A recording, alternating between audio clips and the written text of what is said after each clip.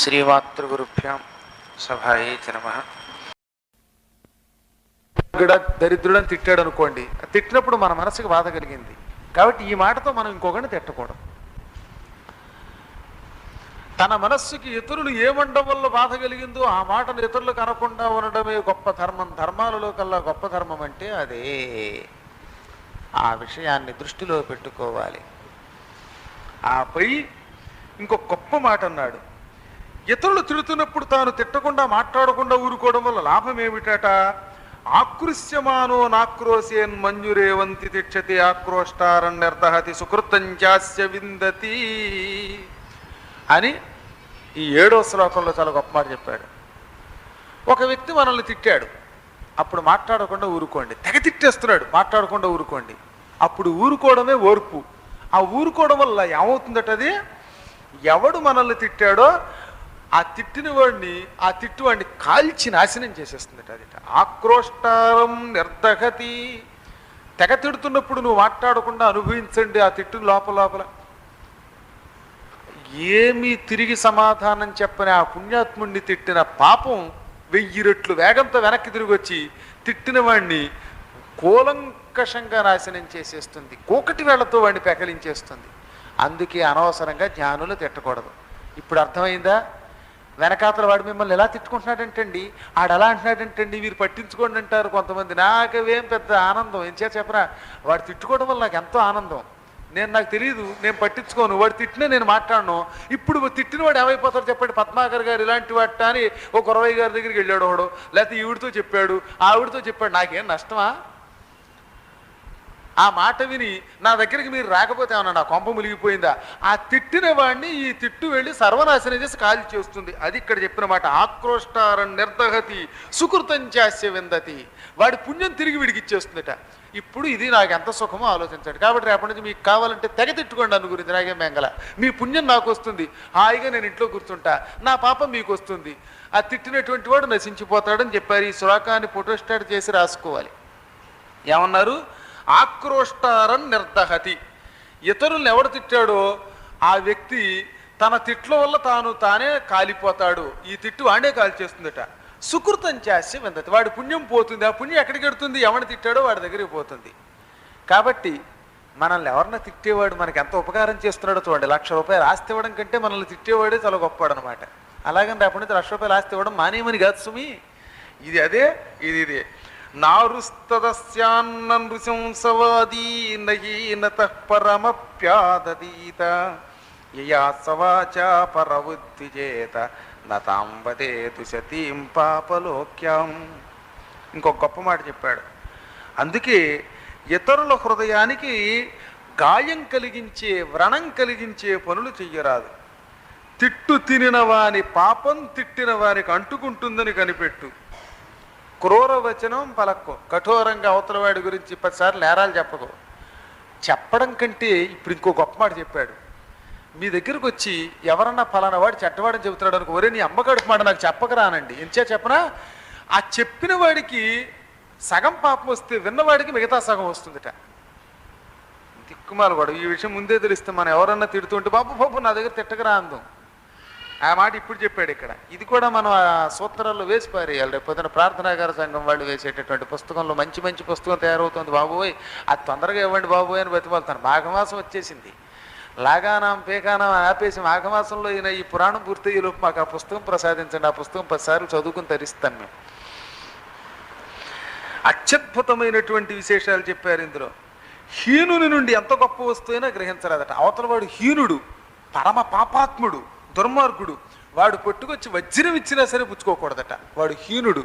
ఎందుకంటే వాడు ఆనాటి వరకు చేసిన పాపాలన్నీ ఆ వస్తువు ద్వారా మనకి సంక్రమిస్తాయి. అంచేత హీను నుండి ఎట్టి పరిస్థితులలో ఎంత గొప్ప వస్తువైనా సేకరించవాలి. నహీనత పరమస్యాత్ అదీత. అంటే పరమ పాపాత్ముడు, హీనుడు మనకి ఎంత గొప్ప వస్తువు ఇచ్చినా ఆ వస్తువు సేకరించరాదు. యయా స్వవాచ పరవుద్విజేత నతాం వదేతు సతీం పాపలోక్యం. ఇతరులు ఏది పలికటం వల్ల తన మనస్సుకి నొప్పి కలుగుతోందో అటువంటి చెడ్డ మాటలు తాను ఇతరుల విషయంలో పలకూడదు. అదే పాపలోకాలు పోవడానికి కారణమవుతుంది. అరుంతదుడు అని ఒక వ్యక్తికి పేరు. అంటే అర్థం ఏమిటో తెలుసా? తన ప్రవర్తన ద్వారా, తన మాటల ద్వారా, తన చర్యల ద్వారా ఇతరుల మనస్సులలో గాయం చేసేవాడు అని అర్థం అన్నమాట. మనస్సుకి గాయం చేయాలి అంటే నోటికి వచ్చినట్టు వాడిని తిడుతూ ఉంటే ఏమనిపిస్తుంది? 10 మందిలో నోటికి వచ్చినట్టు వాడిని తిట్టేసామని కూడా వ్యక్తిని బయటికి పిలిచేలా రారా అని వాడి మనస్సు గాయమయ్యింది. లేదా తన ప్రవర్తన ద్వారానో ఇంకో రకంగానో ఇలా హృదయానికి గాయం చేసేవాడిని అరుంతదుడు అంటారు. అటువంటి దౌర్భాగ్యుడు అశుభస్వరూపుడు. వాణ్ణి యముడు కొరడాకర్రతో కొట్టి ముళ్ళ కిరీటం నెత్తి మీద పెట్టి గదలతో పొడిచి కింకరులతో కొళ్ళబొడిపించేసి నాశనం చేసేస్తాడు. తర్వాత ఇతరులను తీక్షణమైనటువంటి మాటలతో బాధ పెట్టేవాడు. వీళ్ళందరూ కూడా పరమ అశుభస్వరూపులు. వాడు దేనిని మోస్తున్నాడు అంటే అవిద్యాదలక్ష్మీకతమం, దరిద్ర దేవతను మోసుకుపోతాడు కొంతకాలానికి. నిత్యం తిట్టేవాడు, నిత్యం ఇతరులను బాధ పెట్టేవాడు, నిత్యం పరుల హృదయాన్ని గాయపరిచేవాడు కొంతకాలానికి దరిద్ర దేవతను మూటగట్టుకుపోతాడు. మహాపుణ్యాన్ని కూడా ఈ నిత్యదోషణం తొలగించేస్తుంది. అందువల్ల ఎట్టి పరిస్థితులలో పరుష వాక్కులతో ఇతరులను బాధపడరాదు. ఆ పరుష వాక్కుల వల్ల గుండె బాధపడిన వాడు రాత్రి బావుళ్ళు ఏడుస్తాడు కదండి, నన్ను ఇంత మాట నేసాడు వాడని రోజు ఏడుస్తూ ఉంటాడు. ఆ ఏడుపు గాయమై కొట్టేస్తుందిట. ఇతరుల హృదయాల్లో గాయమై గుచ్చుకునే ఆ వాక్యాలు, ఆ మర్మాలను బాధ పెట్టేటటువంటివి సర్వనాశనం చేసేస్తాయి. అందుకే వివేకి ఎప్పుడూ పరుష వాక్కులను ఉపయోగించాడు, ఇతరులను బాధ పెట్టాడు. తెలివైన వాడు నానాటికి మనం ఏం చేయాలంటే ప్రశాంతతను నేర్చుకోవాలి. సమస్త ప్రాణులతో మైత్రి ఉండాలి. దానం, మధుర వచనం పలకడం ఇవి చాలా గొప్పవట. 3 చెప్పాడండి. ఈ 3 చాలా గొప్పవి. ఇవి అన్నీ తన కొడుకు చెప్పాడు. ఈ విషయాన్ని ఇంద్రుడు ఋషులతో దేవతలతో కలిసి వింటున్నాడంటే ఈ విషయాలు ఎంత గొప్ప ఆలోచించాలి మనం. సమస్త ప్రాణుల మీద మైత్రి లేక సానుభూతి ఉండడం, దానం చెయ్యడం, మధురమైన మాటలు మాట్లాడడం, ఈ 3తో సాటి అయిన తపస్సు లేదు. ఈ 3 చాలా గొప్పవట. ఈ 3 చాలా జ్ఞానములట. ఈ 3 చాలా గొప్పవట. ఈ 3 ఉన్నవాడికి అమ్మవారు ప్రత్యక్షమవుతుందట. అది ఈ శ్లోకం యొక్క అర్థం. కనుకే ఎల్లప్పుడూ కూడా నెమ్మదిగా మాట్లాడుతూ ఉండాలి. నెమ్మదిగా మాట్లాడి ఇతరులను ఆకట్టాలి. ఇతరులలో ఓర్పుని పెంచాలి, జ్ఞానాన్ని పెంచాలి. ఇటువంటి అత్యద్భుతమైనటువంటి విశేషాలను విను నాయనా కుమారా. పరుషవాక్కులతో ఇతరులను బాధ పెట్టకు. పూజ్యుల్ని పూజించు, ఇంటికి వచ్చిన పెద్దల్ని పూజించు. అభిశాప వచనాలతో ఇంటికి వచ్చినవాడు చెడామడా తిట్టి పంపించకు అని యయాతి పూర్వుకి నీతులు బోధించాడు. అది విన్నాడు ఇంద్రుడు యయాతితో, నహుషపుత్ర, యయాతి రాజా, చాలా మంచి మాటలు చెప్పావు. ఇవన్నీ ఇప్పుడే ప్రింట్ చేయించేసి నేను అందరికీ పంచిపెడతాను. దేవతలారా, ఋషులారా, ఇవి లోకంలో వ్యాపింపచేయండి. సరే, నువ్వు కుమారుడికి మంచి మాటలు చెప్పి రాజ్యం ఆయనకు అప్పగించి అడవికి వచ్చి తపస్సు చేసుకుంటున్నావు, వానప్రస్థుడు అయ్యావు. ఇప్పుడు అడుగుతున్నాను, ఇంద్రుడు ఇవన్నీ అడిగి కర్మగాలిచ్చాడు. ఇప్పుడు చిట్ట చివర నువ్వు చాలా గొప్ప తపస్సు చేసావట. నీ తపస్సు సామాన్యమైనది కాదని అమ్మవారిని పూజిస్తే అమ్మ కూడా ప్రత్యక్షమైందని విన్నాను. నీ అంత పూజ, నీ అంత దానం, నీ అంత తపస్సు చేసినవాడు ఇంకెవడన్నా ఉన్నాడయ్యా నీకుతో సమానం వచ్చేవాడని అడిగాట. కోన్యస్తుల్యస్తపసాతే యయాతే, ఓ యయాతి మహారాజా, తపస్సులో నీకు సాటి అయిన వాడు ఎవడని అడిగితే యయాతి గారికి ఒక్కసారి అహంకారం వచ్చేసింది. నాహం దేవ మనుష్యేషు నగంధర్వ మహర్షిషు ఆత్మనస్తపసాతుల్యం కంచిత్ పశ్యామి వాసవ. హే ఓ ఇంద్ర, గొప్ప విషయం అడిగేవయ్యా, ఇదిగో చూసుకో మీసం ఠేం. నాతో సమానమైన తపస్సు, నాతో సమానమైన పూజ చేసిన వారు దేవతల్లో లేరు, మనుషుల్లో అసలే లేనే లేరు, గంధర్వుల్లో లేరు, మహర్షులలో లేరు. నాంత గొప్పవాడు నేనేనయ్యా.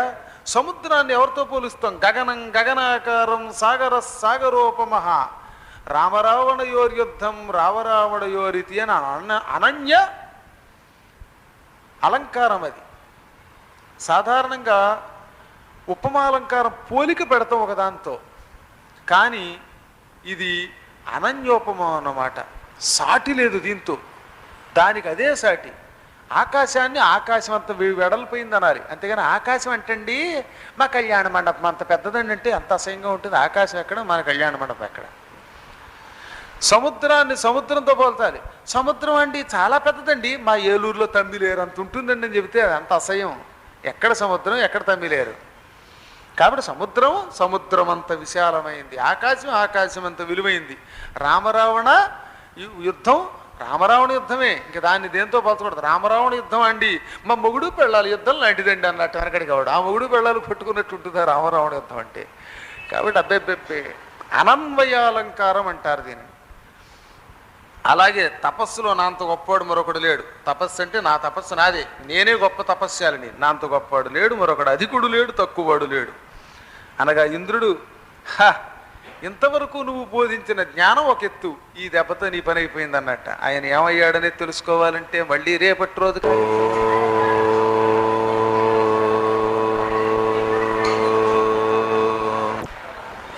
మత్స్య మహాపురాణంలో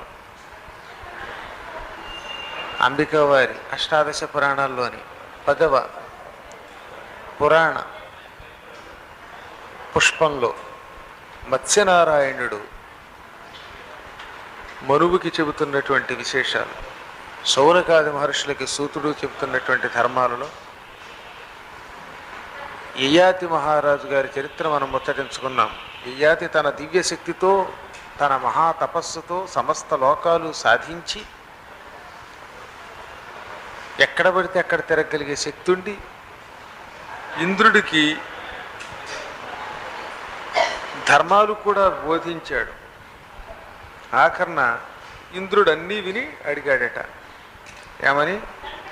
సర్వాణి కర్మాణి సమాప్య రాజన్ గృహాత్ పరిత్యజ్య వనం గతోసి పృచ్ఛామి తత్వాం నహుషస్య పుత్ర కోన్యస్తుల్యస్తపసా తే యయాతే. ఓ నహుషపుత్ర, యయాతి మహారాజా, నీవు గృహస్థుడుగా సర్వకర్మాలను ముగించుకున్నావు. ఒక సంసారంలో ఉన్నవాడు ఎన్ని చెయ్యాలో అన్ని పుణ్య కార్యక్రమాలు సక్రమంగా చేసావు, సందేహం లేదు. భోగాలు అనుభవించావు, దానాలు చేసావు, ధర్మాలు చేసావు, యజ్ఞాలు చేసావు, సత్కర్మలన్నీ ఆచరించావు. చాలా సంతోషం. ఇంకా వానప్రస్థాశ్రమం సేకరించి అరణ్యం చేరుకున్నాక గొప్ప తపస్సు చేసావు, అమ్మని పూజించావు. నీ తపస్సు చాలా గొప్పదన్నారు. నీతో సమానుడు ఎవరున్నారో చెప్పు అనగా యయాతి అన్నాడట, ఇంద్రా, అది మాత్రం సామాన్యమైన విషయం కాదు. దేవతలలో కానీ, మనుష్యులలో కానీ, గంధర్వులలో కానీ, మహర్షులలో కానీ తపస్సులో నాతో సాటి వచ్చేవాడు ఈ సృష్టిలో ఒక్కడు కూడా లేడు. అందరికంటే నేనే గొప్పవాడిని. ఈనాటి వరకు సప్తఋషులు కూడా నా తపస్సుతో సాటిరారు, అంత తపస్సు చేసేసాను నేను. ధర్మాచరణంలో, పుణ్యకర్మాచరణంలో నాకు సాటి మరొకడెవడో లేడు అనగానే ఇంద్రుడు, ఇంతవరకు చేసిన గొప్పదంతా నీ ఒక్క ఈ ఆత్మస్థితితో పోయిందన్నట్ట. ఆత్మస్థుతి, పరనింద. నువ్వు పనికి మాలినవాడు అని ఇతరులు తిట్టడం, నాంతో గొప్పవాడు లేడని పొగుడుకోవడం, ఈ రెండు. ఇక్కడ ఎందుకు ఇతను పతనమవుతున్నాడంటే తనంత గొప్పవాడు, తాను చాలా గొప్పవాడు అనుకోవచ్చట, మరొకడెవడు ఉండడు అనుకోవడమే ప్రమాదం. అది నేను చాలా గొప్పవాడిని, నేను మంచివాడిని, లేకపోతే కర్మ చేసేవాడిని, ధర్మం చేసేవాడిని అనుకోవాలి మానవుడు. అలా అనుకోకపోతే దోషమే. కానీ ఇతరులు ఎవరు నాలా చేయలే, ఇతరుల కంటే నేనే బాగా చేశాను అనుకోవడం వస్తుంది. అది పెద్ద సమస్య. అంటే అక్కడ పరనింద దోషం వచ్చింది.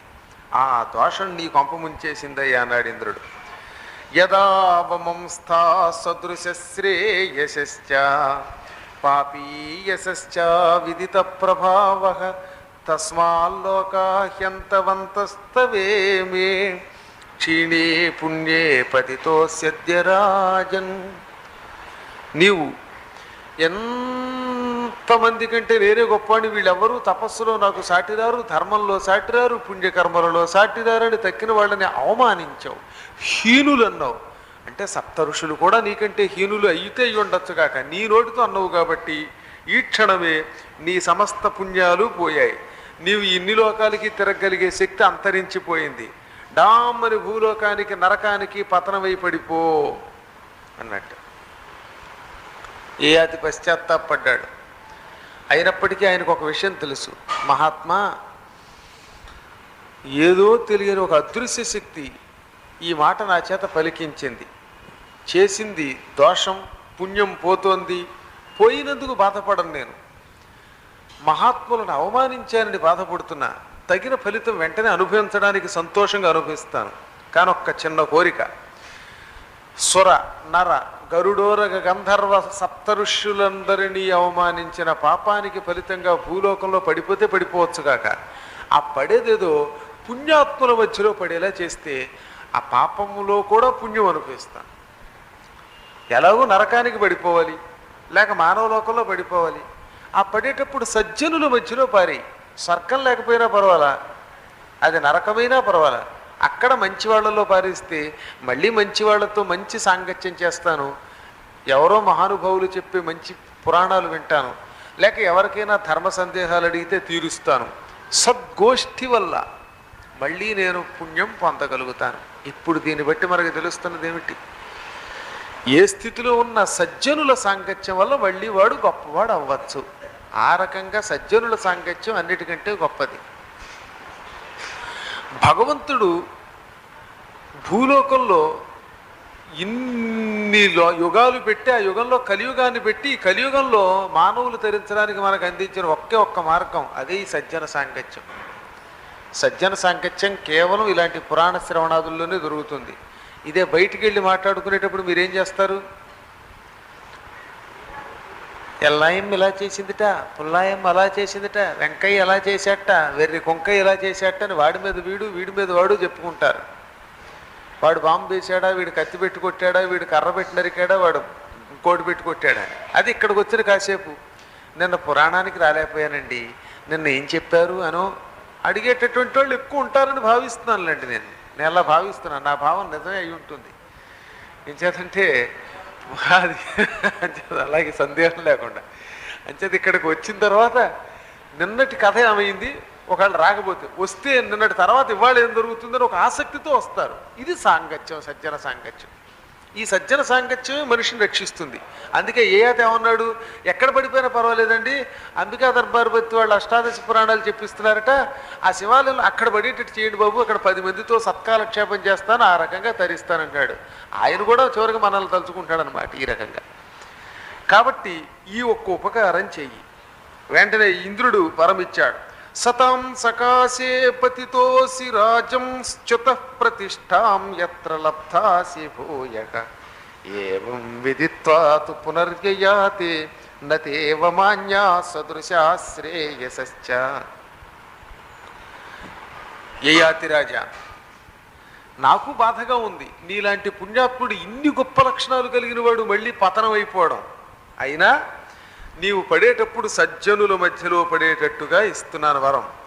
ఆ సజ్జనులతో మాట్లాడతావు, వాళ్ళతో సద్గోష్ఠి చేస్తావు. నువ్వు జ్ఞానివి కాబట్టి వాళ్ళకి సందేహాలు తీరుస్తావు. అప్పుడు మళ్ళీ నిలకడగా ఇంకా అధఃపాతాళానికి పడిపోకుండా నిలబడతావు, మళ్ళీ ఉద్ధరింపబడతావు, మళ్ళీ పైకి వస్తావు. ఇప్పుడు నువ్వు గుర్తుపెట్టుకో, ఏవం విదిత్వాతు పునర్యయాతే నతే అవమాన్యా సదృశాహ శ్రేయశ్చ. ఈ మాట అందరూ నోట్ చేసుకోవాల్సిన మాట. బుర్రలో కానీ కాగితం మీద కానీ ఎక్కడో చోట గుర్తుపెట్టుకోండి. ఈ విషయం నువ్వు గుర్తుపెట్టుకో శాశ్వతంగా. ఇంక నీ జీవితంలో ఎప్పుడు నీతో సమానమైన పండితుల్ని కానీ, నీకంటే ఎక్కువ గొప్పవాళ్ళైన జ్ఞానులను కానీ అవమానించకు. నాకంటే మిగతా వాళ్ళు తక్కువ వాళ్ళు, నేనే గొప్పవాడిని ఎప్పుడు అనకు. నీకంటే గొప్పవాళ్ళు చాలామంది ఉన్నారు, నేను జ్ఞానిని అనుకో, ఇతరుల కంటే జ్ఞానిని అనుకోకు. నా అంత జ్ఞాని కానీ, నా అంత తపస్యాలు కానీ లేడు అని ఎట్టి పరిస్థితుల్లో ఎవరిని అవమానించకు. అలా అవమానిస్తే పాతాళానికి పతనమైపోతావు. ఈ దృష్టిలో పెట్టుకున్నాడు ఇంద్రుడు. యయాతికి చెప్పడం కాదు, ఇది మనకే చెబుతున్నాడు. మనం కూడా నా వంటి పూజ చేసేవాడు, నా వంటి తపస్సు చేసేవాడు, లేక నా అంత గొప్పవాడు లేడని మీరు ఎప్పుడు అనుకోద్దు. మిమ్మల్ని ఇతరులు పొగిడేలా చూడండి, మీరు మాత్రం మిమ్మల్ని మీరు పొగుడుకోకండి. అది మనం చేయవలసిన పని. అలాగని ఆత్మన్యూనతతో హీనత్వంతో నేను పనికిమాలిన వాడిని అనుకోకండి సుమా. మనం ఎప్పుడు పనికిమాలిన వాళ్ళం కావు. మనం పండితులమే, మనం జ్ఞానులమే, మనం ఉపాసకులమే అనుకోవాలట. ఇతరుల కంటే నేనే గొప్పవాడిని మాత్రం అనకూడదట. ఈ రెండు దృష్టిలో పెట్టుకున్నవాడు తరిస్తాడు. ఇది గృహస్థాశ్రమ ధర్మం అని ఇంద్రుడు పైనుంచి కిందకు తోసేశాడు. తలకిందులుగా పడిపోతున్నట్టే యయాతి. సరిగ్గా దారిలో ఒక మహాద్భుతమైన సమస్త లోకాలు దాటి కింద పడిపోతూ ఉండగా భూలోకాన్ని దగ్గరకు వచ్చే ముందు నరకానికి భూలోకానికి మధ్యలో ఒక విచిత్రమైన సంధి ఉంది. ఆ సంధి ప్రదేశంలో పడిపోయాట. అది నరకం దాటిన తర్వాత భూలోకానికి మధ్యలో ఉందన్నమాట. చూడండి, త్రిశంకు స్వర్గం అని ఉంది. త్రిశంకుడు స్వర్గంలోనూ లేడు, అలాగని భూమి మీద లేడు, మధ్యలో స్పెషల్ లోకం కట్టించుకున్నాడు. అలాగే ఓ ప్రత్యేకమైన లోకం ఉంది. అదే ఒకానొక రాజర్షి లోకం. ఆ రాజర్షి లోకం దగ్గరకు వచ్చాట. అక్కడికి రాగానే వచ్చిందట, ఆహాహా, ధూపదీప పరిదీప్తం వై మనోజ ప్రదీపనమయ్యున్న తదీయగేహమునకు పంచేషు పంచేషుడై. అక్కడ ఒక అద్భుతమైనటువంటి భవనం ఉంది. ఆ భవనం ఎలా ఉన్నది? ధూపదీప పరిదీప్తం వై. అక్కడ లోపల ఓ అగరత్తులు వెలిగిపోతున్నాయి, దీపాలు వెలిగిపోతున్నాయి. మంచి పరిమళ మిళితమైన ఆ అంబికా దర్బార్ బత్తి వెలుగుతున్నటువంటి దీపారాధన జరగబడి ఉన్నటువంటి ప్రదేశం మధ్యలో ఉన్న ఆ భవనంలోకి వచ్చాట. అక్కడికి వచ్చేసరికి రాజుగారికి పంచేషుడు, మన్మధునికే మన్మధుడా అన్న ఒక అందగాడు కనిపించాడు. ఆ అందగాడికి పక్కన ఇంకో అందగాడు కనబడ్డాడు. కొంతమంది మహానుభావులు అక్కడ కూర్చున్నారు. సుందరులు కాని వాళ్ళు తపోదీక్షతో ఉన్నారు. మహారాజుల్లాగే ఉన్నారు, రాజఋషుల్లాగా ఉన్నారు. అలాంటి మహానుభావులు కనిపించారు. వాళ్ళు వెంటనే ఇతను కిందకి దిగిపోతూ ఉంటే గబుక్కుని చెయ్యట్టుకున్నారట యయాతిని. టక్కన ఆగిపోయాడు. ఎవరన్నా పట్టుకునేసరికి పడిపోయేవాడు, ఆగిపోయాడు అన్నమాట. ఆ వ్యక్తుల్లో ఒకడి పేరు అష్టకుడు, ఇతను చెయ్యి పట్టుకున్న వాళ్ళలో. ఆ అష్టకుడు అనేటటువంటి వాడు గొప్ప బ్రహ్మర్షి. ఆయన పక్కనే మరొక ఆయన ఉన్నాడు, ఆయన ఒక రాజఋషి. ఆ పక్కనే మరొకడు ఉన్నాడు, ఆయన ఇంకొక ఋషి. ఇలాంటి వాళ్ళు కొంతమంది అతని చేయి పట్టుకున్నారు. అందులో ఈ అష్టకుడు అనేటటువంటి రాజఋషి ధర్మ మార్గస్వరూపుడు. ఎప్పుడూ ధర్మం తప్ప అధర్మం ఎరగనివాడు. వేదమే లోకాన్ని నిలబెడుతోందని తెలుసు ఆయనకి. అర్చన ఎలా చేయాలో తెలుసు. నిత్యం షోడశ ఉపచారాలతో భగవంతుని పూజిస్తాడు. ధ్యానము, ఆవాహనము, సింహాసనము, పాద్యము, అర్ఘ్యము, ఆచమనము, స్నానము, ఆభరణము, అలంకారము, పుష్పము, గంధము, ధూపము, దీపము, నైవేద్యము, తాంబూలము, హారతి, మంత్రపుష్పము. ఈ ఉపచారాలని షోడశోపచారాలు అంటారు. ఈ 16 రకాల ఉపచారాలతో నిరంతరం భగవంతుడిని ఎవడు భక్తి శ్రద్ధలతో అర్చిస్తాడో అటువంటి వాడికి ఐశ్వర్యములన్నీ లభిస్తాయట.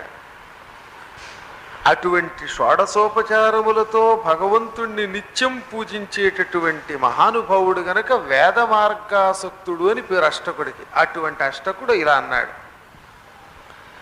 కస్త్వం యువా వాసవతుల్య రూపః సతేజసా దీప్యమానో యథాగ్నిః పతస్సుదీర్ణాంబుధరాంధకారాత్ ఖాత్కేచరాణాం ప్రవరో యథార్కః దృష్ట్వా చ త్వాం సర్గపథాత్ పతంతం వైశానరార్కద్యుతిమప్రమేయం కిన్ను స్విదేతత్పతతీతి సర్వే వితర్కయంతః పరిమోహితాస్మక.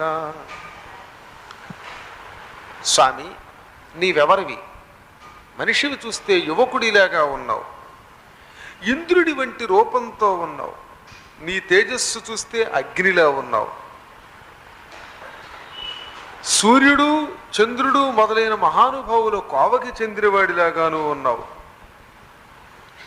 ఆకాశం నుంచి కిందకి దిగుతూ ఉంటే స్వర్గం నుంచి కింద పడుతూ ఉన్న ఒక నక్షత్రంలాగా ఉన్నారు. నక్షత్రం రాలిపోతుందా అన్నట్టున్నావు. మా అందరినీ నీ దివ్యమైన దేహ కాంతితో ఆశ్చర్యచకితుల్ని చేస్తున్నావు. స్వర్గ మార్గం నుంచి కిందకు వస్తున్న విష్ణువువా, చంద్రుడివా, ఇంద్రుడివా, ఉపేంద్రుడివా, మరెవరివి నీవు?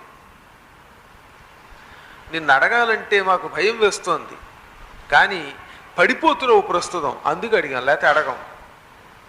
నీవెవరివి? ఎవరో ఎన్ని శంకించదా, ఎవరో అని శంకిస్తున్నావు. సజ్జనుల దగ్గర ఉన్నావు నువ్వు. మేమందరం కూడా నిత్యం సద్గోష్ఠి తప్ప ఎప్పుడూ ఇతరుల చెడ్డం ముచ్చటించుకోం. ఇతరులలో ఉన్న మంచి ఎంత ఉంటే అంత చెప్పాలటండి. అది చాలా గొప్ప మాట, ఇది కూడా నోట్ చేసుకోండి. ఎవరు సజ్జనులో చెప్పారు. ఎందుకు మమ్మల్ని సజ్జనులు అన్నారు? మాది సజ్జను లోకం, రాజర్షి లోకం. అంటే ఇతరులలో ఇంత పెసరు మంచి ఉంటే దానిని కొండంత చేసి చెప్పాలి. మన స్నేహితులు, మన ఆప్తులు అనుకున్న వాళ్ళలో పెద్ద తప్పు ఉంటే అది చాలా తక్కువగా చెప్పాలట. తప్పును అసలు ఎత్తకూడదు, మంచినే పొగడాలి. అలా పొగిడితే అటువంటి వాడిని ఉత్తముడు అంటారు. వాళ్ళే సజ్జనులంటే. అటువంటి సజ్జన లోకం ఇది. ఇక్కడున్న మేము ఎంతసేపు మహాత్ములలో ఉండే గొప్ప గుణాలే గౌరవించుకుంటాం. చెడ్డ గుణాలు ఉంటే మనకెందుకని వదిలేస్తాం. అటువంటి మహాత్ముల లోకానికి వచ్చావు మహాత్మా. నీవెవరివి, ఏమిటి? భయపడకు, చింతించకు. ఒకవేళ పడిపోయే పతన స్థితిలో ఉంటే మాత్రం నువ్వు భయపడకు. మా వల్ల చేత నేను ఉపకారం చేస్తాం. కాదు, మమ్మల్ని అనుగ్రహించడం కోసమే వచ్చిన మహా దేవస్వరూపుడవైతే నీకు నమస్కారం, మమ్మల్ని ఉద్ధరించు, బాధ్యత నీది. అంత వినయంగా ఆయన అడిగాడట. యయాతి గారు అన్నాడు, మీరన్న తేజస్సు ఇప్పుడు నాలో ఉందో లేదో తెలియదు. మీరు నన్ను చాలా గౌరవంగా మాట్లాడుతూ చేయూతనిచ్చి పతనం కాకుండా ఇంకా ఘోర నరకాలలోకి, భూలోకంలోకి పడిపోకుండా మధ్యలో ఆపారు. మీది సజ్జన లోకం అన్నారు. నాకు ఆనందం. నా కోరిక ప్రకారం నేను ఎక్కడ పడాలో అక్కడే పడ్డా. అహం యయాతి నహుషస్య పుత్రః పూరోఃపితా సర్వభూతావమానాత్ ప్రభ్రంసితః సురసిద్ధర్షి లోకాత్ పరిచ్యుతః ప్రపతామి అల్పపుణ్యః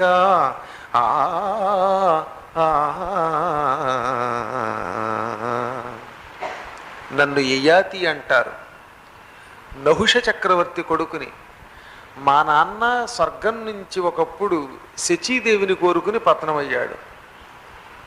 నేనా పూరువు లాంటి చక్రవర్తిని కని కూడా సర్వభూతాల కంటే నేనే గొప్ప, నాకంటే తక్కిన వాళ్ళ తపస్సు అంతా తక్కువ, మీ తపస్సే వేడిసింది, నేనే గొప్ప తపస్యారనని సర్వభూతాలని అవమానించి నా పుణ్యలోకాలు తరిగిపోగా భూమి మీదకి పడిపోతున్నాను. ఇలాగ ఒకప్పుడు మహాభాగ్యవంతుణ్ణి. స్వర్గం మొదలుకొని బ్రహ్మలోకం వరకు ఎక్కడికైనా అడ్డు అదుపు లేకుండా ఎగరగలిగే శక్తి నాకు అమ్మవారిచ్చింది. ఏం చేస్తాం, నిలబెట్టుకోలేకపోయాను. వయస్సులో మీకంటే పూర్వుణ్ణి, అందుకే మీకు నమస్కారం చేయడానికి తడుస్తున్నాను. ఎందుకంటే మీరు నాకు జూనియర్స్, నేను మీ అందరికంటే టాప్ మోస్ట్ సీనియర్ని. బ్రాహ్మణ క్షత్రియ వైశ్యులలో విద్య వల్ల బ్రాహ్మడు పూజ్యుడు, వయస్సు వల్ల క్షత్రియుడు పూజ్యుడు, తన దాన ధర్మాల వల్ల వైశ్యుడు పూజ్యుడు అవుతాడు. ఈ ముగ్గురులో నువ్వెవరివి అని అడగ, మహారాజా నేను వయస్సులో చాలా పెద్దవాడిని, నేను నిన్ను గురించి చెప్పుకున్నావు. నేను జన్మతః విప్రుణ్ణి అయినప్పటికీ వయస్సులో నువ్వు పెద్దవాడిని అంటున్నావు కాబట్టి ప్రస్తుతం నేను నిన్ను గౌరవిస్తున్నాను. విద్వాంసుడైతే చాలు, బాలుడయ్యును పూజ్యుండు బ్రాహ్మణుండు. చిన్నపిల్లాడైనా బ్రాహ్మడైతే వాడు విద్యాభ్యాసం చేస్తే వాడిని పూజించమన్నారు.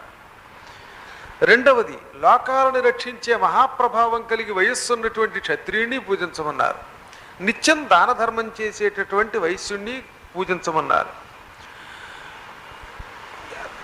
ఎవడు అన్నదానంతో లోకాలని సంతోషపెడతాడో అటువంటి వాడు శూద్రుణ్ణి తక్షణం గౌరవించాలన్నారు. ఈ కార్యక్రమాలలో బ్రాహ్మణ క్షత్రియ వైశ్య శూద్రులు పూజ్యార్హులయ్యారు. మరొక్కసారి గుర్తుపెట్టుకోండి మీరు. విద్య ఉన్న కారణం చేత చిన్నపిల్లాడైనా బ్రాహ్మడు పూజ్యుడే. క్షత్రియుడు వయస్సుంటి దాన ధర్మాది సత్కార్యాలు చేస్తేనే పూజ్యుడు. వైశ్యుడు తన నిత్య దాన ధర్మాదుల వల్ల వయస్సుని పొందినా పొందకపోయినా పూజ్యుడే అవుతాడు. ఆయన కేవలం దాన ధర్మాదుల వల్లే పూజ్యుడు. ఏం చేసినా చేయకపోయినా అన్నదానం చేస్తే చాలు శూద్రుడు వాడు పూజ్యుడే అవుతాడు. ఈ రకంగా ఈ నలుగురు కూడా పూజ్యార్హతను పొందుతున్నారు. కాబట్టి వారి కర్మాచరణములే వారికి పూజ్యతను కలిగిస్తున్నాయి.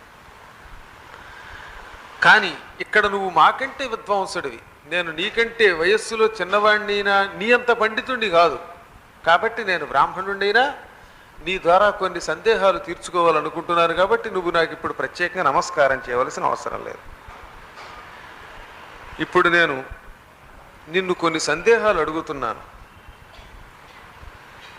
పుణ్యం అంటే ఏమిటి, పాపం అంటే ఏమిటి అని అడిగాట. అప్పుడు ఆయన వెంటనే చెప్పాడు ఏయాది. ప్రతికూలం కర్మణాం పాపం ఆహుస్తద్వర్తినాం ప్రాపణ ప్రాపలోక సంతోషతాం నానువర్తంతి చైతద్యథా చైషామనుకూలాస్తథాసన్. మహాత్మా, తనకి ఎవడు ఏ కర్మ ఎలా చెయ్యాలో ఆ కర్మని శాస్త్రాలు చెప్పాయి. ప్రతి వ్యక్తి ఇలా నడుచుకోవాలని చెప్పాయి. దానికి వ్యతిరేకమైన కర్మ చెయ్యడమే పాపము అంటే. చదువుకున్న వ్యక్తి ఉన్నాడు, చదివిన విద్యని ఇతరులకి పంచిపెట్టకుండా తాను 24 గంటలు చదువుకోవడంతో కాలక్షేపం చేస్తే వాడు పాపాత్ముడు అని పిలువబడతాడు. ధనం సంపాదించిన వాడు ఆ ధనాన్ని తాను మాత్రమే అనుభవించి ఎవరికి దాన ధర్మాలు చేయకపోవటం పాపము అనిపించుకుంటుంది. దానిని అనుసరించే వారికి గమ్యస్థానం పాపలోకం. సత్పురుషులు అసత్పురుషులు అని 2 రకాలు. ఏ విధంగా తన కర్మాచరణం మానేసి పాపాలు చేస్తారో ఆ పాపాలు చేసేటటువంటి వాళ్ళందరూ వెళ్ళే మార్గం అసన్మార్గం. ఆ మార్గాన్ని విడిచిపెట్టడమే సన్మార్గము అంటే. అందుకే సత్పురుషులు విస్తారమైన ధర్మ కార్యక్రమాల వెంటే పడతారు. నాకు డబ్బుంది, అది గొప్పది, దానినే పొందాలి, మంచి పనికి దానిని వినియోగించను, నేను కష్టపడి సంపాదించిన ధనం నాకు తప్ప పరులకు వినియోగించడానికి ఉపయోగించడానికి నేను అంగీకరించను అని ఎవడు భావిస్తాడో వాడే పాపి. ఆ ధనం వల్ల వచ్చే భౌతికమైన కోరికలు మాత్రమే తీర్చుకుంటూ ఆధ్యాత్మ మార్గాన్ని విడిచిపెట్టడమే అధర్మం అంటే. కాబట్టి జీవుడు తన తత్వానికి ఏది పనికొస్తుందో దానిని కనిపెట్టి సన్మార్గాన్ని అనుసరించటమే ధర్మము అని పిలువబడుతుంది. ఆ రకంగా మనిషి ధర్మం, ధనం, అర్థం వీటన్నిటినీ కూడా సక్రమమైన మార్గములో వినియోగించటమే ధర్మ మార్గం. ఈ జీవులు నానా రూపాలతో ఉంటారు. ఈ నానా రూపాలతో ఉన్న వీరంతా దైవాధీనులే. దైవాధీనం యదం జగత్. కొంచెం ఈ వేదాంత రహస్యాలు కాబట్టి మామూలుగా అది అర్థమైన తేలిక అర్థం అవదు. ఇలాంటివి వచ్చినప్పుడు శ్రద్ధతో వినాలట. ఎందుకంటే అసలు ఉపయోగపడే వాక్యాలు ఇవన్నీ కూడా. ఈ జీవలోకంలో జీవులు అనేక రకాల రూపాలతో ఉన్నారు. ఒక రూపానికి ఓ రూపానికి సంబంధంలా. మీరు చూడండి, ఏ మనిషి సంపూర్ణంగా ఇంకొకలా ఉండడు. కొద్దిగా పోలికలు ఉంటాయి తప్ప సంపూర్ణంగా ఎవడికి వాడే. ఎవడి వేలుముద్ర వాడిదే, ఎవడి బుద్ధి వాడిదే, ఎవడి కర్మ వాడిదే. ఒకడిలో ఒకడు ఉండలేడు. అనుకరిస్తే వాడిని అనుకరిస్తున్నాడు అంటారు, కానీ వాడే వీడు అంటారు. అంతే కదా. కాబట్టి ఈ జీవులకి నానా రూపాలు, నానా ధర్మాలు, నానా కర్మలు ఉన్నాయి. వీరంతా ఎవరికి అధీనులు? దైవాధీనులు. వీళ్ళంతా కూడా తమ తమ ఆలోచనలు చేస్తూ ఉంటారు, కానీ అస్వతంత్రులు. ఎవరిని ఎప్పుడు ఆ భగవంతుడు ఎలా నడపాలో అలా నడుపుతున్నాడు. వాడు నడిపినట్టే నడుచుకుంటాడు తప్ప వీడు నేను ఇలా ప్రయత్నం చేసి నడుచుకుందాం అని అనుకోవడం ఒట్టి తెలివి తక్కువ. తన చేతిలో ఏమీ లేదు. అందుకే దైవాధీనమిదం జగత్ నానాభావా బహవో జీవలోకే దేవాధీనాః నష్టచేష్టా విచారాః తత్తత్ప్రాప్య నహి హన్యేత ధీరో దిష్టం బలీయ ఇతి మత్వా ఆత్మబుద్ధ్యాః ఆగా. సుఖం హి జంతుర్యది వాపి దుఃఖం దైవాధీనం విందతేన ఆత్మశక్త్యా తస్మాద్దిష్టం బలవన్మన్యమానో న సంచరేన్నాపి కృష్యేత్ కదాచిత్. ఈ రకరకాల ఆకారాలలో రకరకాల ఆలోచనలతో రకరకాల పనులు చేసేటటువంటి మానవులంతా ఆ దేవుడికి అధీనులు. తమ తమ ఆలోచనల ప్రకారం వాళ్ళు నడుచుకోలేరు. బుద్ధిమంతుడు ఏం చేస్తాడంటే, అందుకే ఏదో తెలియని అదృష్ట శక్తి నడుపుతోంది. అదృష్టవంతుడు అంటే ఏమిటి? వాడు అదృష్టవంతుడు అంటే వాడు కనపడ్డని అర్థం, ఏదో తెలియని శక్తి నడుపుతోందని అర్థం. అందుకే నేను ఈ కర్మ చేస్తున్నప్పుడు ఈ కర్మ ఫలితమంతా పరమేశ్వరుడి శక్తి, ఇది నాది కాదు అనే భావన ఎవడిలో ఉంటే వాడే బంధ విముక్తి పొందుతాడు. ఎప్పుడు బంధంలో ఇరుక్కుంటాడు, ఈ సంసారంలో ఇరుక్కుంటాడు. ఈ పని నేను చేస్తున్నాను అనే భావన వస్తే చాలు వాడు బంధంలో ఇరుక్కుపోయినట్టే. నాదేమీ సంబంధంలా ఈ కీలు బొమ్మని కీ ఇచ్చి వ్యక్తి ఎలా నడుపుతున్నాడో అలాగే పరమాత్ముడు ఈ బొమ్మల్లాంటి మనుష్యుల్ని నడుపుతున్నాడనే భావన రావడమే విజ్ఞానం. బలవత్తరమైన అదృష్టమే ఈ సృష్టిని నడిపిస్తోందనే భావన రావాలి. ఇక మానవులు చేసే పని ఏమిటంటే, సుఖం హి జంతుర్యది వాపి దుఃఖం. ఆయా అనుభవం ప్రాప్తించినప్పుడు దుఃఖం సుఖం పొందుతాట. మంచి పిండి వంట వచ్చింది, లేక 10 మంది పొగిడారు, ఇంకేదో చేశారు, ఆహాహాహా నా అంత అదృష్టవంతుడు లేడని ఆనందంతో పొంగిపోతాం. కొంచెం తేడా వస్తే నా అంత దురదృష్టవంతుడు లేదని దుఃఖించేస్తూ ఉంటారు. అలా దుఃఖం కాని సుఖం కాని అనుభవం పొందకూడదు. జీవులు సుఖదుఖాన్ని శరీరంతో అనుభవిస్తున్నారు, లోపల ఆత్మని మాత్రం ఇవి అంటావు. ఆత్మ ఎటువంటిది? ఏది అంటుకొని తామరాకు వంటిది. తామరాకు మీద నీటి బొట్టు పడినా పడకపోయినా ఒకటే. తామరాకు మీద నీటి బొట్టేసి వెళ్ళిలా ఉంచండి, అస్సలు అంటుకోదు. అంచేత నీటి బొట్టు పడినా పడకపోయినా ఎలా ఉంటుందో మానవ ఆత్మ కూడా అలాగే ఉండాలి. సుఖం దుఃఖం దీనిని అంటవు. తమ తమ శక్తులతో ఏ పని ఎవడూ చెయ్యలేడు. అందుకే దైవం బలవత్తరం. దానిని గుర్తించి సుఖదుఖాలకు అతీతంగా మానవుడు నడుచుకోవాలి. ఇదే మాటండి. ఓ రోజున కారులో వెళ్ళాం, ఆ మధ్యన మద్రాసు వెడుతున్నప్పుడు, ఏమండి ఎంతో ఉపకారం చేస్తున్నారు మా ఏలూరు వాళ్ళకి అన్నాను ఏదో మాట వరసకి. మనం అనుకోవాలి కదా, అమ్మవారు చేయిస్తుందండి నా అదృష్టం అన్నారు వెంటనే కృష్ణ గారు అందరూ. భావన రోజు ఈ క్యాసెట్లు విని ఆయన లోపల భావన అనమాట. మేమే చెప్పిస్తున్నాం, ఇంకెవరూ చెప్పించట్లా, మా వల్ల అవుతుందని ఆయనే అనుకుంటే ఆయనకి ఈ శక్తి లేదు. ఆయన ఎంత గొప్ప మాట అన్నారు, అమ్మ మమ్మల్ని నడిపిస్తోంది, ఆ ఏదో తెలియని ఆ దివ్యశక్తిని మేము నమ్మాము, ఆ తల్లి కూడి తింటున్నాం, ఆ తల్లితోనే నడుస్తున్నాం, సమస్తం తల్లిదే భావన, మాది ఏమీ లేదనే భావన వాళ్ళ ఇంట్లో ఇంత పిల్లాడి దగ్గర నుంచి అంత పిల్లాడి వరకు ఉంటుంది. ఎప్పుడు వెళ్ళినా నాకు ఇదే భావన కనపడుతోంది. ఏనాడు ఒకనాడు కూడా ఇదంతా మా గొప్ప అని వాళ్ళు అంటారేమో చూడండి జీవితంలో. ఇదే ఆ తత్వజ్ఞానము అంటే. అటువంటి తత్వజ్ఞానాన్ని ఇక్కడ ఏయాతి బోధించాడు. సుఖ దుఃఖాలు మాకు సంబంధంలా, అంతా తెలియని దైవశక్తిది ఇది. దుఃఖం ప్రాప్తించే మోహం, సుఖం ప్రాప్తిస్తే హర్షం, ఈ రెండూ పొందకూడదు. విచారశీలుడు ఈ రెండింటిలో సమభావంతో ఉండాలి.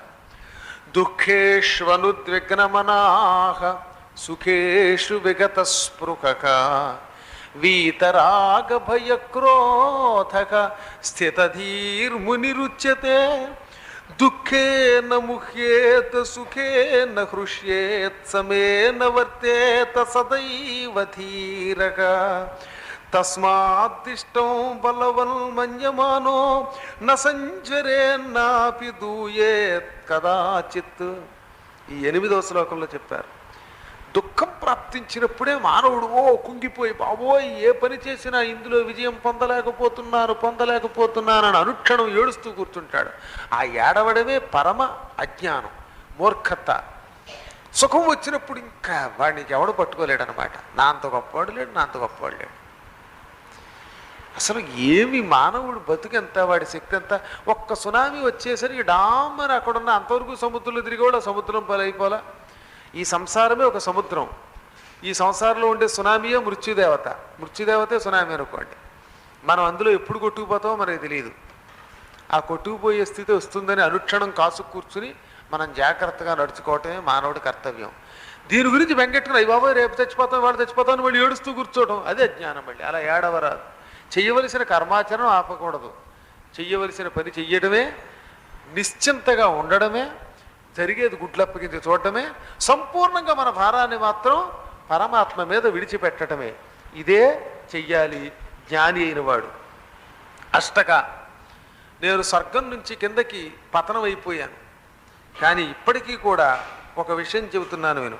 నేను భయం వస్తే ఎప్పుడూ కుంగిపోలేదు. నేను భయం ప్రాప్తించినప్పుడు మోహం పొందడంలా, ఇప్పుడు పతనం అయిపోతున్నానని ఏం బెంగపెట్టుకోవటంలా. ఏ సమయంలో నా మనస్సుకి ఏ సంతాపం లేదు. నాకు ఇంత పూర్వం అనేక లోకాలు తిరిగినప్పుడు ఎలా ఉన్నానో ఇప్పుడు అలాగే ఉన్నాను. నా నోటి వెంబడి ఆ మాట పలికించి తద్వారా లోకానికి కనువిప్పు చేయాలని భగవంతుడు సంకల్పించాడు. అందుకే ఆ మాటని లోకాల నుంచి పతనం అయిపోయాను. ఊర్ధ్వలోకాల నుంచి శుభలోకాల నుంచి కింద పడిపోతున్నాను. అయినా నాకు సంతాపం లేదు. సృష్టికర్త ఈ లోకాన్ని చేసినప్పుడు ఈ యయాతి అనేవాడు ఇంతకాలం ఇలా ఉండాలి, ఇప్పుడు ఇలా తిరగాలి అని నిర్ణయించాడు. అదే జరుగుతోందనుకుంటున్నాను, కానీ దుఃఖం మాత్రం నేను పొందడంలా. అండజములు, సేదజములు, ఉద్భిజ్యములు, జరాయుజములు, సరీసృపాలు, క్రిములు, మత్స్యాలు మొదలైన ప్రాణులన్నీ, శిలలు, తృణాలు, కాష్టాలు ఇవన్నీ కూడా తమ తమ అదృష్టాన్ని అనుభవిస్తున్నాయి. గుడ్లు పగలగొట్టుకుని పుట్టే వాటిని అండజాలంటారు. పాములు, బల్లులు, ఈ తాబేళ్ళు ఇవన్నీ అంతే. కోళ్ళు, కోడి గుడ్డు పెడుతుంది, ఆ గుడ్డు కొంతకాలం పెరిగాక ఆ గుడ్డు పగలగొట్టుకుని పిల్లలు బయటకు వస్తాయి. పాములు కూడా అంతే. వీటిని ఏమంటాం? అండజములు. అండ అంటే కోడి గుడ్డు అనమాట. జ అంటే పుట్టేది, గుడ్డు నుంచి పుట్టేవి కాబట్టి అండజాలు అన్నారు. తర్వాత స్వేదజములు, చెమట నుంచి పుడతాయి. కురుపులు, కురుపుల్లో ఉండే బ్యాక్టీరియా, నల్లులు, పేలు. నల్లులు ఎలా పుడుతుంది అనుకుంటారు? మీరు మంచం మీద 10 సార్లు పడుకోగా ఈ వీపు చెమటంతా చక్కగా పీల్చుకొని అందులోంచి నల్లి పుట్టింది. ఈ నెత్తి మీద చెమట పట్టింది, ఆ చెమటలోంచి పేలు పుట్టాయి. పేలు ఎవరు సృష్టించారు? మీ చెమటలోంచి సృష్టించాట భగవంతుడు. అందుకే వీటికి స్వేదజములు. 10 రోజులు తలకాయ ఎంటుకోకుండా చెమటను అలాగే పెంచుకోండి చక్కగా. మీరు లోకంలో ఎన్ని పేలుకి జన్మనిస్తారో మీరు కూడా చక్కగా ఆ రకంగా ఆ జీవులకి జన్మనిచ్చి వాటిని పెంచి పోషించాలి. అలా బరుక్కుంటూ చక్క తలంటుకోకుండా ఆహా పేలను సంరక్షించాలి, పోతదయ్యా అనుకుంటూ ఉండండి చక్క అనమాట. అది సేదజాలంటే అవి. ఇంకపై ఉద్భిజ్యములు, గింజలు భూమిలో వేస్తే ఆ గింజలు భూమిలో నాని అవి చీల్చుకుని వస్తాయి. వేప గింజలు, పత్తి గింజలు, వేరుశనగ గింజలు ఇవన్నీ అంతే. విత్తనముల నుంచి భూమిలో పడినప్పుడు నాని బయటకు వచ్చేవన్నమాట. వీటిని ఉద్భిజ్యములు. ఇంకా జరాయుజములు, మనం తల్లి గర్భంలో ఉండేటటువంటి ఆ గర్భకోశంలో మావితో పుట్టేవాళ్ళు అన్నమాట. ఆ మావితో పుట్టేటటువంటి పిల్లల్ని జరాయుజాలు అంటారు. ఈ రకంగా జంతువులన్నీ కూడా అంతే. ఈ 4 కూడా తమ తమ స్వాభావిక స్థితిని పుట్టుకతో పొంది కర్మను అనుభవిస్తూ ఉంటాయి. ఈ 4 జీవులకి భగవంతుడు ఏది నిర్దేశించాడో అవే అనుభవిస్తున్నాం అనుకోవాలి. అలా అనుకున్న వాడికి సంతాపం ఉండదు. అలా అనుకోకుండా ఈ కర్మ నేనే చేస్తాను అనుకున్నప్పుడు ఆ కర్మకి తగిన సుఖం వచ్చినా దుఃఖం వచ్చినా దానికి అనుగుణంగా స్పందన తప్పదు. అందువల్లే సంతాపం పొందడంలా.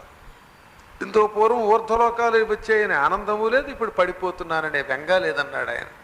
యయాతి ఒక విధంగా నిర్వికార స్థితిలో ఉన్నాడు. ఏవం బ్రువాణం నృపతిం యయాతిం అథాష్టక పునరేవాన్వపృచ్ఛత్ మాతామహం సర్వగుణోపపన్నం యత్ర స్థితం స్వర్గలోకే యథా చ ఏ ఏ లోకా పార్థివేంద్ర ప్రధానాస్త్వయా భుక్తాయంచ కాలం యథా చ తన్మే రాజన్ బ్రూహి సర్వం యథావత్ క్షేత్రజ్ఞవద్భాషసేత్వం హి ధర్మం. ఇలా చెప్పుకుంటూ పెడుతున్న యయాతి రాజు గారిని ఇలా అడిగట్ట మరొక ఆయన యయాతి వంశంలో వాడే. యయాతి ఆయనకి తల్లిదండ్రి అవుతాడు. యయాతి కూతురు కొడుకు అన్నమాట ఈయన. అటువంటి ఆయన ఒక ఆయన చనువుతూ ఇలా అడిగాడట. అక్కడ రాజఋషులు ఉంటారుగా, మరి వాడు సద్గుణ సంపన్నుడు గనక మహారాజా నేను నిన్ను అడుగుతున్నాను, ఎన్నడిగినా నీకు విసుగుండదు, సందేహాలు అడుగుతున్నారని ఇచ్చి అవతలకు అనవు నువ్వు, అందుకే నిన్ను అడుగుతున్నావు. ఓ రాజేంద్ర, యయాతి రాజా, క్షేత్రము క్షేత్రజ్ఞ తత్వం ఈ రెండూ ఎరిగిన వాడివి నువ్వు. క్షేత్రము అంటే ఇదం శరీరం క్షేత్రం, ఈ శరీరాన్ని క్షేత్రము అంటారు, గుర్తుపెట్టుకోండి.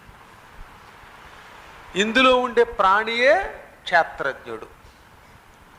మనం బతికున్నప్పుడు మనలో ఏ ఆత్మ ఉందో దానిని క్షేత్రజ్ఞుడు అంటాం, ఈ శరీరాన్ని క్షేత్రం అంటారు.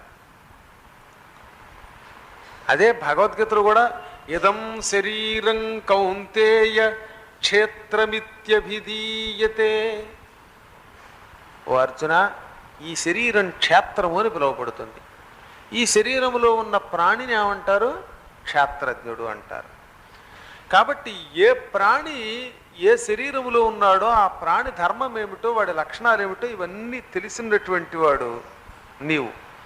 అటువంటి నువ్వు స్వర్గలోకంలో ఎక్కడెక్కడ తిరిగావు, ఏమే ప్రధాన లోకాలు అనుభవించావు, ఎంతకాలం అనుభవించావు, ఎలా అనుభవించావు, ఈ విశేషాన్ని నాకు వాస్తవ రూపంతో చెప్పు అనగా యయాతి మహారాజ్ చెప్పాట.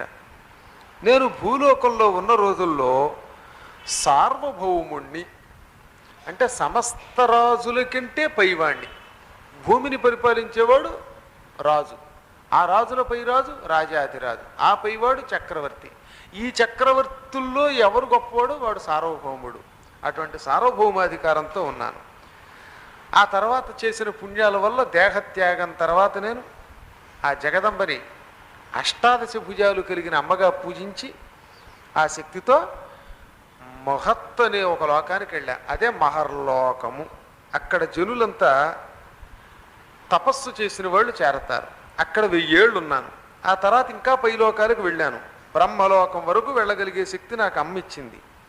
అందువల్ల వరుసగా అన్ని లోకాలు తిరిగా. ఇంద్రలోకానికి వెళ్ళా, 1000 వాకిళ్ళు 100 యోజనాల పరిధి ఉన్న చోట 1000 ఏళ్ళు ఉన్నారు అక్కడ. అంతకంటే పై లోకాలకు వెళ్ళా. ప్రజాపతి లోకానికి వెళ్ళాను, అది దివ్యం. ఆ ప్రజాపతి లోకం ఎప్పటికీ చెడిపోదు, దాన్ని చేరడం అంత తేలిక కాదు. అక్కడ కూడా నేను 1000 ఏళ్ళు ఉన్నాను.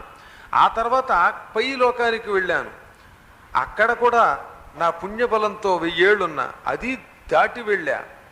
ఆపై దేవతలందరికీ దాటి ఉన్నటువంటి బ్రహ్మలోకానికి కూడా వెళ్ళా. అక్కడ అయుత 100 సంవత్సరాలు, అంటే 100 × 10,000, 10 లక్షల సంవత్సరాల కాలం అక్కడ ఉన్నాను. మనోహరమైన అప్సరసలతో తిరిగాను, దేవభోగాలు పొందాను. ఆ తర్వాత నన్ను నేను పొగుడుకుని అక్కడతో ఆగానా? పనికి మళ్ళీ వాడు మిగతా వాడు వాళ్ళకంటే నేనే గొప్పవాడు, వాళ్ళందరికంటే నేనే తపస్సులో గొప్పవాడు అన్నాను. అప్పుడు ఒక దేవదూత ప్లుతస్వరంతో, ప్లుతస్వరూపం అంటే ఏంటంటే పెద్ద కంఠం అన్నమాట. ఆ అన్నాం, ఇది హ్రస్వం. ఆ అన్నాం, దీన్ని దీర్ఘం అన్నాం. ఆ అన్నాం, ఇది ప్లుతం అన్నమాట. అలా ప్లుతస్వరంతో, పెద్ద స్వరంతో హో పడిపో అన్నాడు. ఇంద్రాజ్ఞ వల్ల ఆ దూత చెప్పగానే డామ్మని నేను కిందకి పడిపోయాను. రాజా, ఆ పడిపోయేటప్పటికి ఎలా జారిపోయానో నాకు తెలియలే. ఆ పడిపోయేంతవరకు గుర్తుంది నాకు. పడిపోయేటప్పుడు ఆ వేగానికి ఎక్కడెక్కడి నుంచి జారిపోయానో మాత్రం నేను చెప్పలేను అన్నాడు ఆయన. సముద్రం కెరటం వచ్చేంతవరకు గుర్తుంది, లోపలికి లాక్కుపోతున్నప్పుడు ఎవరికి గుర్తుంటుంది? అదృష్టవశాత్తు బతికిన వాడికి ఏం లోపలికి వెళ్ళాడో కళ్ళు బయర్లు కమ్మితే స్పృహ తప్పిపోతే తెలియదు. చచ్చినప్పుడు మాత్రం గుర్తొస్తుంది అనమాట. ఒక్కొక్కడు అదృష్టవంతుడు, చచ్చిన తర్వాత యమకింకర్లు కనపడడం ఇవన్నీ తెలుస్తాయి. మళ్ళీ బతికినప్పుడు కూడా వాడు గుర్తుంటాయి, ఒక్కొక్కడు గుర్తుండవు. నేను మాత్రం క్షీణపుణ్యుడనై పడిపోతున్నప్పుడు నాకేం జరిగిందో గుర్తులా. అరే పడిపోతున్నాడు ఎవరో అండం విన్నాను. ఇంతలో ఎవరో హఠాత్తుగా చెయ్యుచ్చుకు లాగడం చూశాను. బహుశా మీరే అయి ఉంటారు, చెయ్యుచ్చుకొని ఇక్కడ నిలబడ్డారు. అంతే, సజ్జనుల మధ్యలో పడిపోవాలి అనుకున్నాను. పడేటప్పుడు మాత్రం ఆ పుణ్యమేమో ఇక్కడ పడ్డాను. మీ యజ్ఞభూమిలో రాజఋషుల మధ్యలో పడ్డా. అదృష్టవశాత్తు తలకాయ పగలలేదు, ఫ్రాక్చర్స్ అవ్వల, చేతులు కళ్ళు బాగానే ఉన్నాయి. ఇక్కడ మాత్రం నా అదృష్టం ఏమిటంటే ఒక గొప్ప మాట చెప్పారు. హవిర్గంధం, యజ్ఞములలో నుంచి వచ్చే అత్యద్భుతమైన ధూపం ఇక్కడ కనపడుతూ ఉన్నది. అదొక్కటి మాత్రం నా అదృష్టం. అంచేత ఇది దివ్యభూమి అని అర్థమైంది. అహో కష్టం క్షేణ పుణ్యోయయాతి అని జనాలు అనుకోవడం విన్నాను. తైరాఖ్యాతా భవతాం యజ్ఞభూమి సమీక్ష్య చేమాం తరితముపాగతోస్మి హవిర్గంధైర్దర్శితా యజ్ఞభూమిర్ ధూమాపాంగం ప్రతిగృహ్య ప్రతీతః. ఇక్కడ యజ్ఞ కుండం కనపడింది, అందులో వేస్తున్న నెయ్యి మొదలైనటువంటి సుగంధ ద్రవ్యాల సువాసన పరిమళం వస్తోంది. ఈ యజ్ఞ ధూమపు కొనను దాని సుగంధాన్ని పీల్చాను నేను. ఆ ధూమాపంగం ఆ పొగ పీల్చుకుని ఆనందించాను. ఆహా ఎంత సువాసన, ఆహా మీ ఇలాంటి సజ్జనుల మధ్యలో పడ్డాను, నా అదృష్టం ఇది. వెంటనే అష్టకుడు మళ్ళీ అడిగాడు, కృతయుగం వారిలో ప్రధానుడవైన ఓ యయాతి మహారాజా, నందనవనంలో కామరూపుడవై 110,000 సంవత్సరాలు ఉన్నావు, ఆ తర్వాత దాన్ని విడిచానంటున్నావు, భూలోకానికి చేరానంటున్నావు, బానే ఉంది, కారణమేమి? మళ్ళీ ఆయన గుచ్చి అడిగాడు. ఎందుకు అడుగుతున్నారు వీళ్ళు ఈ విశేషాలన్నీ అంటే, దానివల్ల లోకానికి కూడా తెలుస్తుంది, భవిష్యత్తులో ఎలా నడుచుకోవాలో తెలుస్తుంది. మన కోసం వాళ్ళు అడుగుతున్నారు ఈ ప్రశ్నలన్నీ. అప్పుడు యయాతి అన్నట్ట, ఈ లోకంలో మానవుడికి డబ్బు క్షీణించగానే, డబ్బుంటే కూడా 10 మంది చేరతారు, నీ అంత గొప్పవాళ్ళు ఏంటంటారు. కానీ నిజమైన మిత్రుడంటే ఎవరు? పరోక్షంలో పొగడాలి. ధనం ఉన్నా లేకపోయినా ఒకే రకంగా ఉండాలి. ధనం ఉన్నప్పుడు జ్ఞాతులు పెరుగుతారు, స్నేహితులు పెరుగుతారు, అందరూ చేరతారు. అది లేనప్పుడు జ్ఞాతులు, మిత్రులు, స్వజనులు విడిచిపెడతారు. అలాగే పైలోకాల్లో పుణ్యం ఉన్నంత వరకు పైలోకాలలో అట్టే పెడతారు. పుణ్యం క్షీణించగానే ఒక్క తోపు తోసేస్తారు, అంతే. ఏలూరు వరకు టికెట్ తీసుకున్నాం బెంగళూరు నుంచి అండి, ఏలూరు రాగానే దిగిపోవలసిందే, లేదా ఎక్స్టెన్షన్ టికెట్ తీసుకోవాల్సిందే. ఏలూరులో మర్చిపోయామంటే తాడేపల్లిగూడెం లోపు దిక్కుమాలాడు ఫైన్ కట్టి ఇచ్చేస్తాడు, లేదా తోసి పారేస్తాడు కదా, ఇంకంతే, మళ్ళీ టికెట్ తీసుకోవాల్సిందే. మన పుణ్యం కూడా అంతే, ఆ పుణ్యం క్షీణించగానే తోసేస్తారు. నేను కూడా పుణ్యం క్షీణించి కిందకు వచ్చేసాను. మానవులు ఎవరైనా సరే ఇదే మాట చెప్పాడు ఆయన. తథాచ తత్ర క్షీణపుణ్యం మనుష్యం త్యజంతి సద్యశేశ్వరా దేవసంఘా. దేవతలు పుణ్యం క్షీణించగానే తోసేస్తారు కిందకి. బ్రహ్మలోకం వెళ్ళిన వాడు కూడా పుణ్యక్షీణం అవగానే పడిపోతాడు. అందుకే నిజమైన మోక్షం కోరుకునేటటువంటి వాడు బ్రహ్మలోకాన్ని దాటి వెళ్ళాలనుకుంటాట. అక్కడికి వెడితే ఇంక వాడికి పుణ్యక్షీణం ఉండదు. ఒకవేళ దిగవలసి వస్తే వాడు మళ్ళీ అక్కడికి వెళ్ళగలుగుతాడు, ఆ స్థాయిలోనే పెడతారు. అవే కైలాసం, వైకుంఠం, ఆపై ఇక శాశ్వతం. ఆ రకంగా కూడా దిగవలసిన అవసరం లేని దివ్యలోకం మణిద్వీపం. అటువంటి లోకాలకు వెళ్ళిపోవాలి. అక్కడికి వెడితే ఇక వాడు రాడు. ఆ స్థాయికి వెళ్లకుండా బ్రహ్మలోకం వరకు వెళ్ళే పుణ్యాలన్నీ మళ్ళీ ఎప్పుడో ఒకప్పుడు బ్రహ్మగారు కూడా దిగి వస్తాటండి మళ్ళీ భూలోకానికి. అది పరిస్థితి. అనగానే అష్టకుడు అడిగాడు, మానవుడు ఇంత పుణ్యం చేసి అక్కడికి వెళ్ళాడు కదా, ఆ పుణ్యం ఎలా క్షీణించబడుతోంది, ఆ పుణ్యం ఎందుకు తరిగిపోతుంది?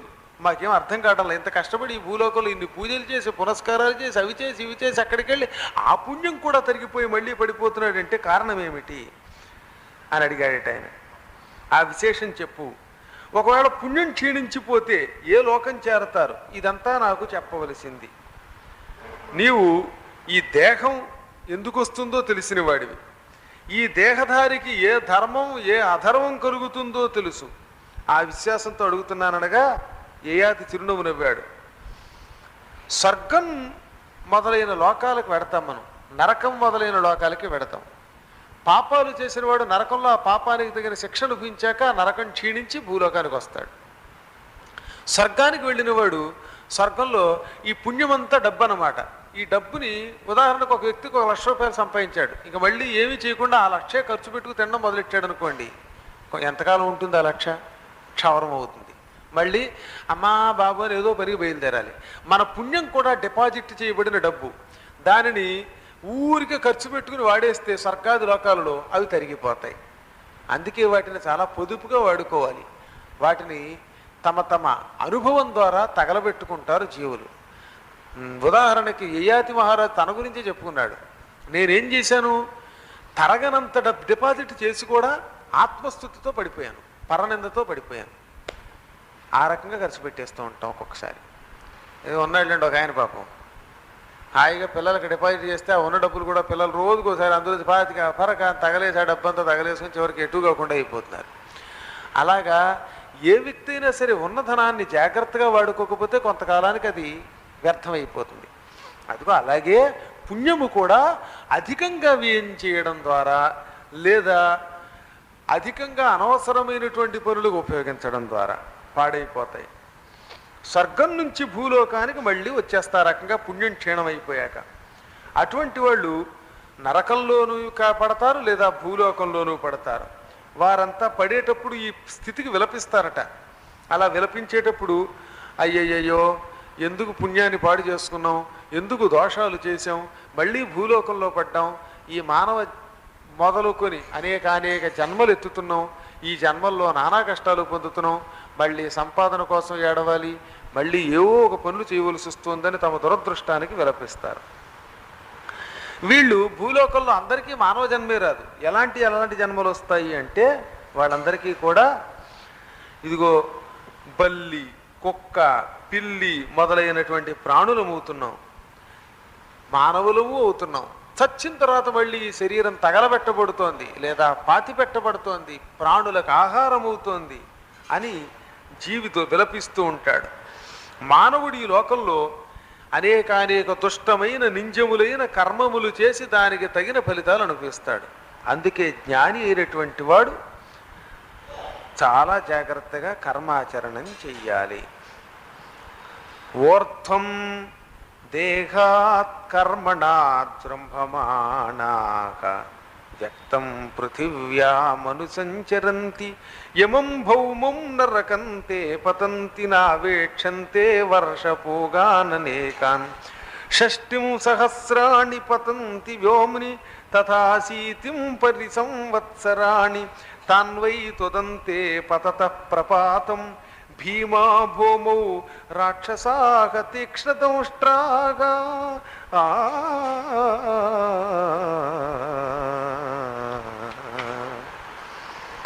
అష్ట వ్యక్తి అడిగాడట, పాపాత్ముల్ని గ్రద్దలు, నెమళ్ళు మొదలైన పక్షులు బాధిస్తాయని, నరకాల్లో వాడు కష్టాలు అనుభవిస్తాడని మేమెంతో పూర్వం విన్నాం. ఈ నరక బాధల్లో ఈ జీవుడు ఎలా ఉంటాడు, అసలు ఈ జీవులు ఎలా ఉండగలరు, ఎలా ఉండలేరు, ఈ విశేషాలు చెప్పమనగా ఏతన్నట్ట. ఈ దేహం కర్మాన్ని అనుసరించి వస్తుంది. చేసిన పనిని బట్టి స్థూల శరీరం, సూక్ష్మ శరీరం, లావు, సన్నం, పొట్టి, పొడుగు ఇవన్నీ ఏర్పడుతూ ఉంటాయి. అందుకే జ్ఞాని ఆ శరీరానికి విలువివ్వడు, శరీరములో ఉండే జ్ఞానానికి విలువిస్తాడు. ఈ శరీరం ఒక చర్మంతో తయారు చేయబడిన వర లాంటిది. ఈ లోపల ఉండే ప్రాణి యొక్క జ్ఞానం కత్తి లాంటిది. కత్తి కొనాలి అంటే మనం ఏం చేయాలి, కత్తి పదునుగా ఉందా లేదా, తుప్పు పట్టిందా లేదా అని చూసుకొనాలి. కానీ కత్తిని అందమైనటువంటి ఒకనొక కేసు వర అంటాం, అందులో పెట్టేసి అమ్మేశాడు అనుకోండి, ఆ వర అందంగా ఉందని కొనేస్తావా? కొనం.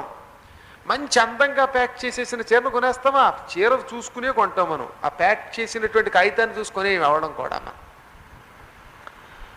అంబికా దర్బార్ బత్తి కొంటున్నాం అంటే మనం ఆ పై ప్యాకెట్ను చూసుకుంటలా, లోపల ఉండే సువాసనను పెట్టుకుంటున్నాం, అది మర్చిపోకూడదు మనం. జ్ఞానం అదిగో ఆ అంబికా దర్బార్ బత్తి లాంటిది. ఆ పైన ఉన్నటువంటి మామూలు కేసు తాత్కాలికంగా అది పెట్టడానికి ఉపయోగించాలి, ఏదో ఒకటి పెట్టడానికి ఉపయోగించేటటువంటిది అది.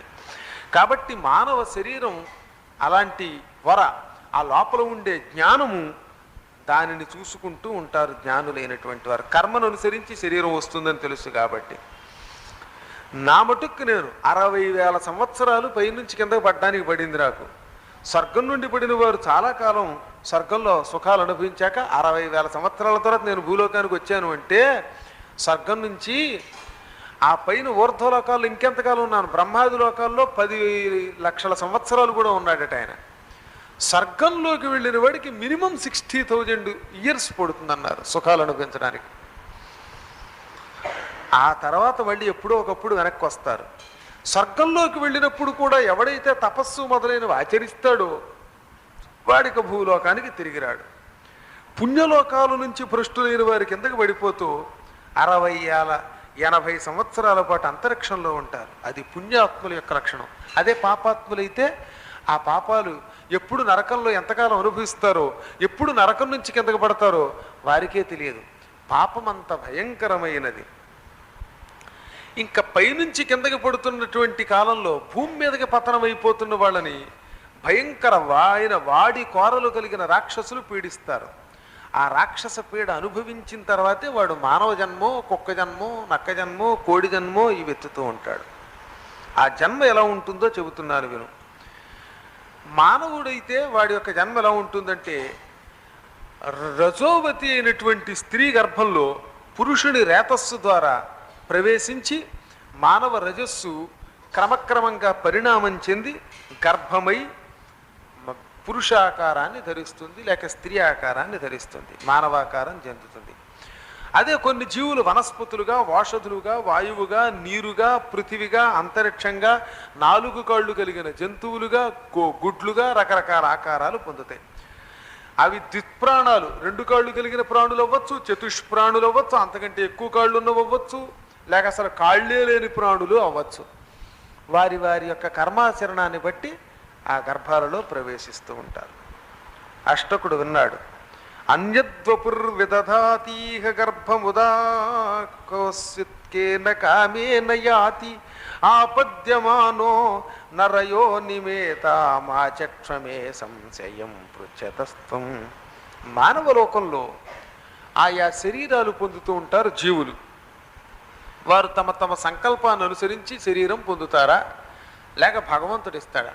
నేను ఈ శరీరం పొందాలి అనుకుని అలా పొందుతాడా లేదా అనగానే చిరునవ్వున పెట్టాను. అలా ఎవడికి కావలసిన శరీరాన్ని వాడు పొందాలి అంటే దాని వెనక మహత్తరమైన తపస్సు ఉండాలి. గొప్ప పుణ్యం చేసి కూడా ఇతరులను అవమానించి నేను భూమి మీద పడిపోతున్నప్పుడు సజ్జనుల మధ్యలో పడగాలి అనుకోగానే సజ్జనుల మధ్యలో పడ్డా. అక్కడ పుణ్యం ఉంది. అలా పుణ్యము లేని విహీనులు, పుణ్యవిహీనులైన వాళ్ళు భూమి మీద పడిపోయినప్పుడు తాము అనుకున్న జన్మలు పొందరు. వారి కర్మను అనుసరించి వారిని ఏ ఇంట్లో పడియాలో అక్కడ పారేస్తారు. శతాంధా కోపం ప్రవిశంతి. 100 మంది గుడ్డాళ్ళంతా ఒకళ్ళ చేతిలో ఒకళ్ళు పుచ్చుకుని నూతిలో పడ్డారట. ఒకటి చేయి ఒకడు పుచ్చుకుని గుడ్డాళ్ళు నడుస్తున్నారు. దారిలో ఒక నుయ్యి వచ్చింది. ముందు గుడ్డాడు కదా, కనపడదు, వాడు అందులో పడ్డాడు. వాడు చెప్పలేడు. వెనకాతల వాడు వచ్చాడు, వాడు వెనకాతల ఒకటి తర్వాత ఒకటి చేయి ఒకడు పుచ్చుకుని వెళ్ళారుగా, అంతా నూతిలో పడ్డారు. అలాగే భగవంతుడు ఏం చేస్తాడంటే ఎన్ని విచిత్రాలైన కర్మాలు చేసిన జనాలందరినీ ఒకే చోట పారేస్తాడట. ఒక ఇంట్లో చూడండి, అన్నగారికి అదే కర్మ, చెల్లెలికి అదే కర్మ, తమ్ముడికి అదే కర్మ. ఒక ఇళ్లలో ఎవ్వడికి పెళ్ళిళ్ళవు, లేదా ఒక ఇళ్లలో అందరికీ రోగాలే. ఒక్కొక్కళ్ళ ఇళ్లలో ఎవ్వడికి డబ్బు సంపాదించాలో సంపాదించలేరు. అందరినీ ఏరిగోరు అక్కడ పారేస్తాడు దేవుడు. ఇంత చిత్రమో చూడండి. అంటే ఈ కర్మ అనుభవించవలసిన వాళ్ళందరూ అక్కడ చేరారన్నమాట. ఒక ఇంట్లో అందరికీ అనారోగ్యాలు, వద్దంటే అనారోగ్యాలు, ఎన్ని మందులు ఇవ్వండి. అక్కకి అనారోగ్యం, చెల్లెలికి అనారోగ్యం, తమ్ముడికి అనారోగ్యం, తండ్రికి అనారోగ్యం, తాతకి అనారోగ్యం, అందరూ ముక్కుతూ ములుగుతారు. ఒక్కో ఇంట్లో అందరూ ధన్యాత్ములే, అందరూ మహాత్ములే ఉంటారు. అంటే వీళ్ళందరూ అక్కడ చేరతారనమాట. ఒక్కో ఇంట్లో అందరూ జ్ఞానులే, ఒక్కో ఇంట్లో అందరూ హాయిగానే ఉంటారు. ఏమిటిది?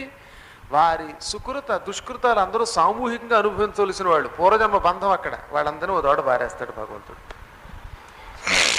కాబట్టి తమ కోరికలను అనుసరించి స్వర్గం నుంచి పతనం కారు, నరకం నుంచి పతనం కారు. కానీ మానవ లోకంలో తాము కర్మాచరణ